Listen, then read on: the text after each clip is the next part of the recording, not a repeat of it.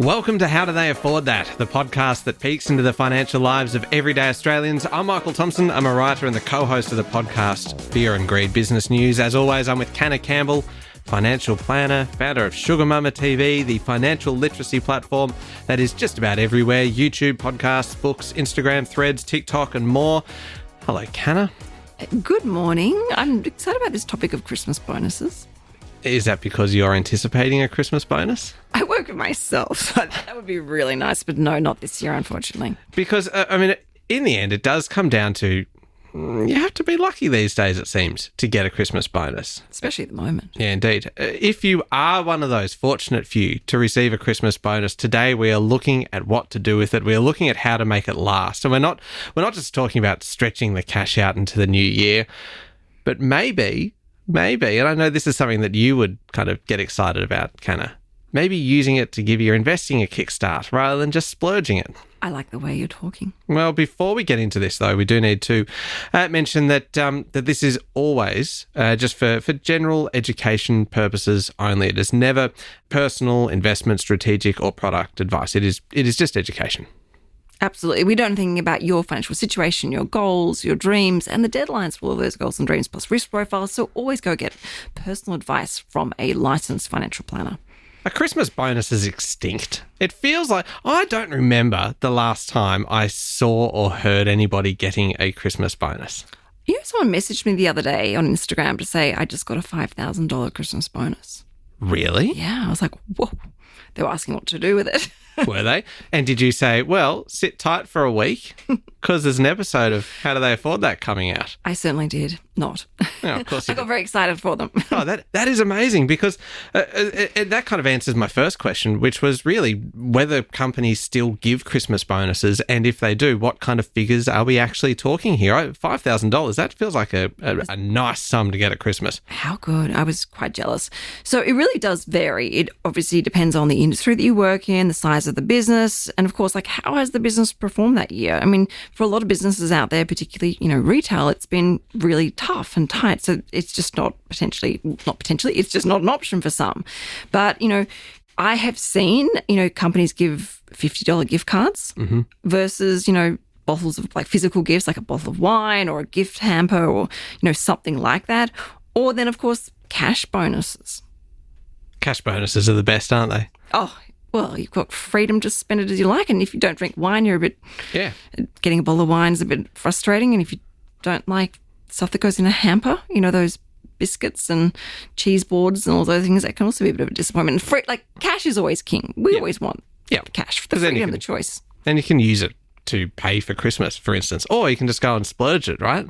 Save it up for the sales. No, that's not very responsible of me to say that. No, but hey, it was better than my idea of just splurging straight away. It is taxable, right? I'm assuming that you and look, general information, but you should consider it and report it as taxable income, right? If it's a gift card under a certain threshold, it's actually tax-free. Oh. And obviously, if they're giving you a hamper or a bottle of wine, that's also tax-free. But obviously, if it's a cash bonus and it's being paid into your account, yes, it is taxable. Mm-hmm. So that person who messaged me about the $5,000 bonus, they said, I'm going to have to account for tax from this. And I said, yes, absolutely. So anyone that has been told they're fortunate enough to be getting a Christmas bonus this year, being paid as cash, please sit down and work out the tax amount before you start spending it or thinking about where it's going to go. Because, if you've got, say, a $1,000 bonus and your marginal tax rate is 32.5, which is the average Australian, you're not getting $1,000 deposited into your bank account. You're getting $675. So don't go and spend it until it is cleared and you know exactly what the net figure is going to be. In a minute, I'll tell you a story about a Christmas bonus that I received once. I have a feeling I'm going to be laughing. I'll tell you in a moment.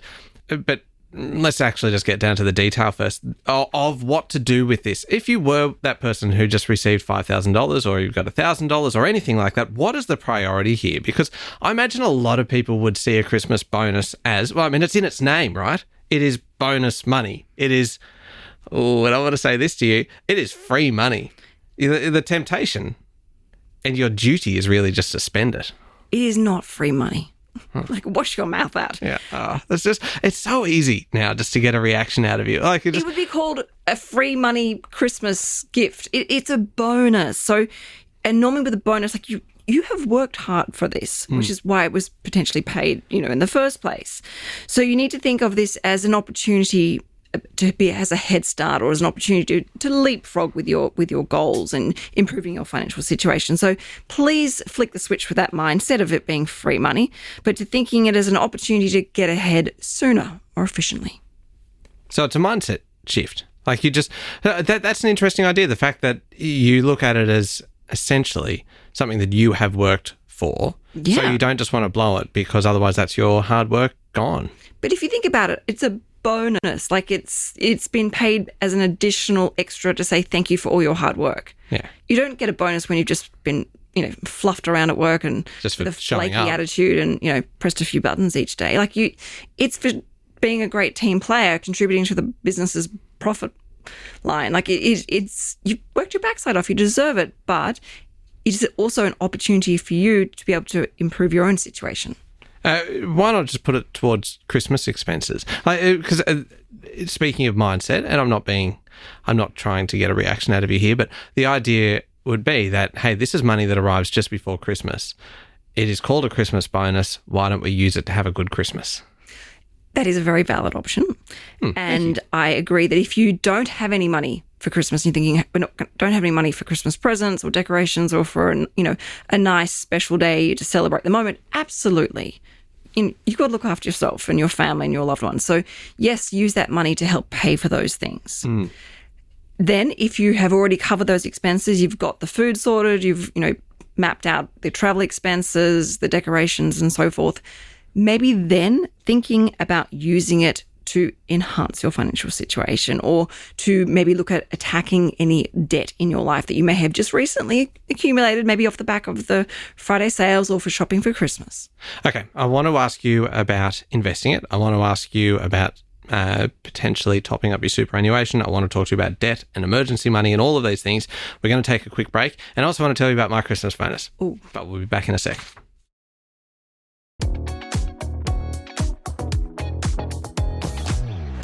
Canna, we are talking about Christmas bonuses today. And if you are one of the fortunate people who has received a Christmas bonus or is expecting to receive a Christmas bonus, then this episode is for you, because we are looking at what to do with that money and potentially how to make it last. A number of years ago, right, I was, this is quite a few years ago, right, I was working hard, very, very hard. And there was, I wouldn't quite say there was an expectation that there would be a Christmas bonus, but do you remember, have you seen... You've seen Christmas Vacation, the Clark Griswold kind of, Yeah. Remember in that whole movie is about the fact that he has built his expectations around getting this Christmas bonus, and he is going to use it to put in a swimming pool. And then the Christmas bonus doesn't actually arrive. They get a gift card or something like that instead. And it's the total devastation. So, many years ago, working very hard, I was there expecting a Christmas bonus, and finally, it arrives in the mail. Can you believe? How old school is this? An official looking letter arrived from my employer. And so I was very excited because it was going to be a check. I open it up. Great anticipation. So much excitement in the household. Open it up, and the letter reads, "Dear Michael, thank you very much for all your efforts across the year. We've had a terrific year. Thank you, blah, blah, blah, blah, blah, blah." Very, very nice, very gracious. There was nothing else in the envelope. It was a letter for Christmas. And that was it. That wasn't even the gift card. I didn't even get the Clark Griswold kind of coupon to save on kind of yogurt or something. It was just a letter full of Christmas cheer and good tidings and bitter disappointment. Not even a handwritten note either. It was personal typed. Yeah, no, there was a signature on the bottom from someone from HR payroll. Yeah, I mean, that's not going to kind of buy me a turkey, is it? Oh, that is sad. It was I feel a bit empty for you. Yeah. Anyway, I'm over it. Clearly. Can you tell? Look, let's get back to the money. What's going to give you the most bang for your buck, do you think? I am guessing if you've received a Christmas bonus, investing it, maybe perhaps a contribution, a voluntary little top-up contribution to your superannuation? Look at you, go you giving financial advice. I have absorbed this knowledge. I've learnt this by osmosis. By being in the same studio with you now for several years. I feel like I probably can't call myself a qualified financial planner, but pretty much. You keep telling yourself that. Yeah. And then go to university and do all the ongoing educational requirements and the licensing details and CPD points throughout the year. Yeah, you come back to me after you've done all of those hours and sweated through those exams. Yeah, okay, all right. I'll just keep learning by osmosis. I'll just keep absorbing it. Go on. What would you do? All right. So the first thing is obviously order of priorities. So if you have debt in your life, I would strongly suggest people thinking about using that bonus, assuming you've paid for everything needed for Christmas, and putting the money on that debt. Mm-hmm. Don't go into 2025 with a huge amount of debt. If you can make some inroads with that debt, this is a great opportunity. And as I said, flick the switch on mindset. It's a bonus opportunity. Then I would be thinking about emergency money. I talk about this all the time, not just emergency money, but the right amount of emergency money. So review your emergency money savings account. Perhaps you don't have one. Great opportunity to start it. Thinking about how much you need, and obviously have that as a separate savings account and nickname it. That would make you feel good, actually. That feels like a really kind of good way to use your Christmas bonus because it gives you peace of mind. Then it's something that lasts into the new year. It lasts kind of until the first emergency comes along. Well, this is why, investing in your future outweighs any sort of impulse purchase. Yeah, but impulses... You want some short-lived dopamine kick? You can get something that's like a sustainable dopamine kick. Adding money to your emergency fund. Yeah, because that gives you sounds boring. Pleasure and satisfaction, a sense of stability from your emergency money versus going and buying, some sort of gadget that you'll forget about in a month's time. I'm fully on board with that. I think the idea of using your Christmas bonus to establish or top up your emergency money is just a great kind of gift that you can give yourself and your family because you do not know when you're going to need it. Clearly, I'm a massive supporter now of the emergency money, having had to dip into it on a number of occasions now. Well, I had a bad week the other week, so I can tell you all about that as well with emergency money, but so important.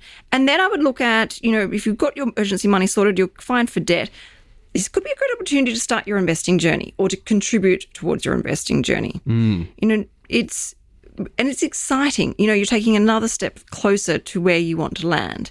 So that might be something like, looking at shares, looking at, saving up for an investment property. That might be even just putting it into a high interest savings account until you're ready to start investing, putting it away for your financial future, with the idea of money being invested. And then finally, contributing to super. Now, obviously, if you put that money into superannuation, you cannot get it out. And you need to be very careful of the annual caps. Mm-hmm. And they're not per calendar year, they're per financial year.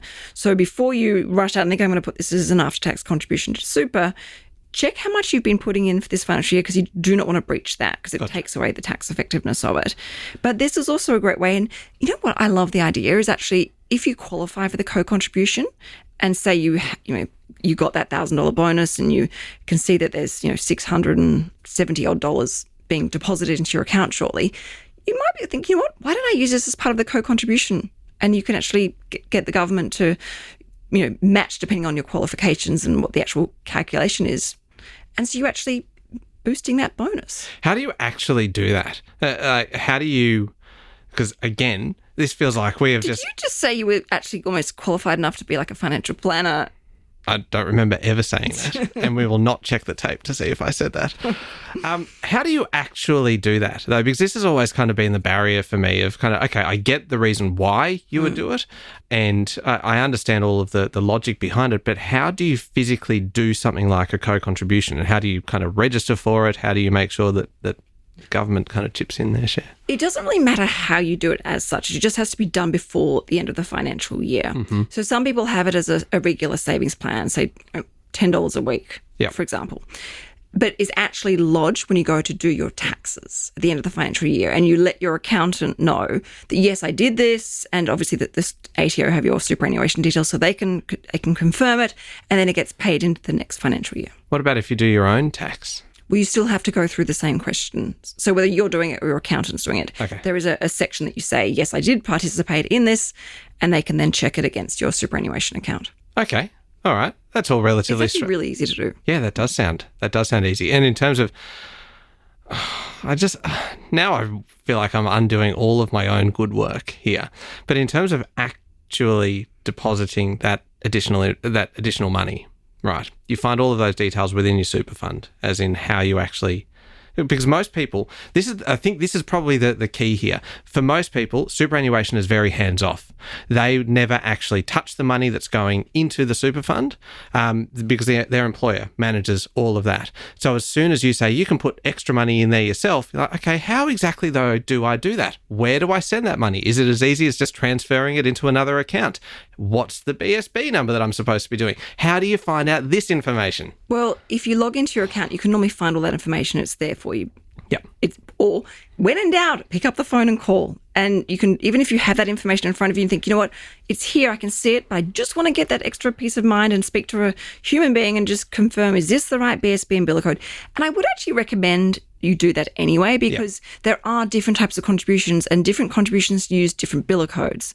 So it actually makes sense to call and double check before you make any transfers or deposits, because you don't want it to be, fall into the wrong biller code. And then you've got to see if you can get it reversed. You may not be able to, and it becomes a bit of a mess. So call and check. I even do the same myself. Okay, so that is contributions to your super. What about, I know we're veering off into super here, but I'm fascinated by this. Spouse contributions. Is that an option for this kind of thing? Yeah, you could. Actually, I hadn't thought about that. Yes, you definitely could qualify for it. It's not as sexy as a co-contribution, like the benefit's not as, because it's a rebate. Yeah. So, and it's a maximum of $3,000. So I don't really think many people use the spouse contribution, because it's a bit of a wet sock when you think about all the options and tools and strategies out there to build wealth. It's not one that jumps out at me, and it's not one I've recommended many times, because there are better things out there. Yeah, sure. But yes, it's definitely an option. And it could be an option that helps to rectify the imbalance. Definitely. In superannuation balances between men and women, for instance. Or you could put that bonus into your partner's superannuation account as well as an after-tax contribution. And look, they may actually qualify with a co-contribution as well, depending if they're working part-time or their income. So, there are lots of different things you can do with that money to benefit your financial future. Okay, so we've talked superannuation in a great amount of detail. I think more detail than either of us were expecting to cover today, but hey, it's a Christmas gift for us all. We've talked about investing, getting started, using that maybe to put that money aside to help, kind of even just using the $1,000 project as an example, to kind of build towards that first $1,000 so that you can then get started on your investing journey. I love that you recommended the $1,000 project. That portfolio is worth almost $310,000 now. That is staggering. Isn't that insane? That is quite It all started with $1,000, and that could be a listener's bonus, Christmas bonus. Because it kind of goes on this idea of breaking it all down into these small kind of chunks, and they are achievable. $1,000 at a time is achievable, particularly if you've got a Christmas bonus, for instance. We talked about emergency money. We talked about paying off debt and really trying to get rid of that toxic debt, particularly if it's kind of credit card debt, because that will help you feel better going into the new year, knowing that you've put your Christmas bonus money towards something that is going to improve your financial position. If you, Canna, if I just reached into my pocket right now and pulled out an envelope, and inside it was not just a letter wishing you Merry Christmas, but a nice, fat, healthy check. Is it check? So it's not cash? It is. Okay, it is cash, because I don't have a checkbook because I am not 80. That's a bit mean. Okay. Do you have a checkbook? No. So why are you offended? Because I'm offended on behalf of other people that do use a checking facility. I suspect that most people who use a checking facility are aware that what they are doing is quite outdated. But it's also the most convenient way for them to do it. Don't be so judgmental. It's Christmas. That's what I'm supposed to be. It's a time for judgment. What would you do if I pulled out this Christmas bonus for you? What would you be doing today? I just want an insight into your finances, really. My answer will not surprise you, but it is a lot sexier than it's initially going to sound like. So, assuming I had a mortgage of, say, $800,000, which is the average mortgage size in New South Wales, and I looked at an average interest rate of 6.5% over 30 years, I would actually put that $1,000, actually regardless of those numbers, I would put that actually onto the mortgage.